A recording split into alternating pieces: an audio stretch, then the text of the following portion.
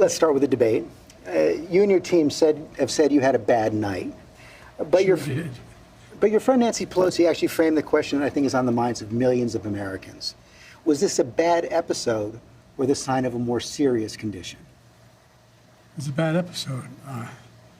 No indication of any serious condition. I was exhausted. I didn't listen to my instincts in terms of preparing, and I had a bad night. You know, you say you were exhausted, and I know you've said that before as well, but you came, and you did have a tough month, but you came home from Europe about 11 or 12 days before the debate, spent 6 days in Camp David. Why wasn't that enough rest time, enough recovery time?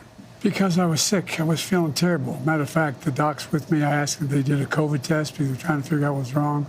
They did a test to see whether or not I had some infection, you know, a virus. I didn't. They just had a really bad cold. And did you ever watch the debate afterwards? I don't think I did, no. Well, what I want to get at is, what were you experiencing as you were going through the debate? Did you know how badly it was going? Yeah, look, the whole way I prepared, nobody's fault, mine. Nobody's fault but mine. I prepared what I usually would do, sitting down, as I did come back with foreign leaders or the National Security Council, for explicit detail.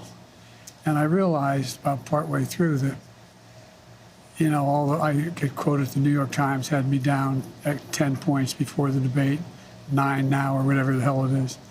The fact of the matter is that what I looked at is that he also lied 28 times. I mean, the way the debate ran, not my fault, no one else's fault.